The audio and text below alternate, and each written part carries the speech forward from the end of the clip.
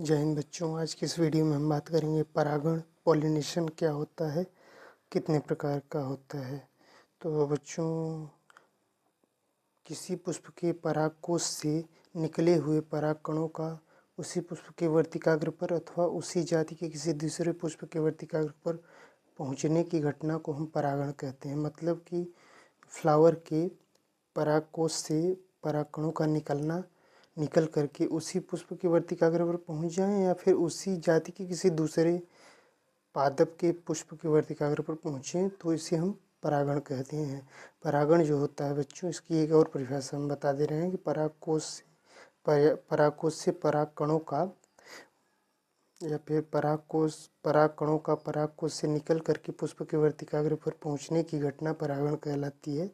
बच्चों, इसमें कुछ इम्पोर्टेंट्स है लाइंस जो आपसे अतिलघुत्तरीय और बहुविकल्पी में पूछी जा सकती है कि कीटों द्वारा परागण को हम क्या कहते हैं। तो कीटों द्वारा परागण को हम एंटीमोफिली कहते हैं।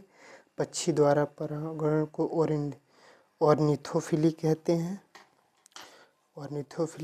हैं। और अगर बात करें हम चमगादड़ द्वारा परागण को, तो चमगादड़ द्वारा परागण को चिरेप्टोफिली कहते हैं।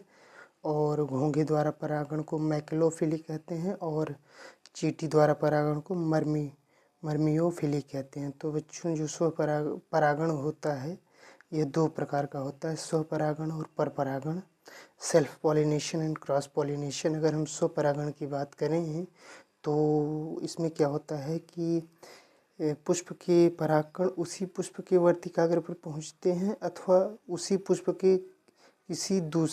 पादप के किसी दूसरे पुष्प के वर्तिकाग्र पर पहुंच जाते हैं। तो इस प्रक्रिया को स्वपरागण कहते हैं। ठीक है, मतलब कि परागकण जो होते हैं पुष्प के, वह उसी पुष्प के वर्तिकाग्र पर पहुंचेंगे या फिर उसी पादप के किसी दूसरे पुष्प के वर्तिकाग्र पर पहुंचते हैं, तो उसे हम स्वपरागण कहेंगे, सेल्फ पॉलिनेशन। जबकि क्रॉस पॉलिनेशन में क्या होता है बच्चों कि एक पुष्प का परागकण पुष्प के परागकण होते हैं उसी जाति के किसी दूसरे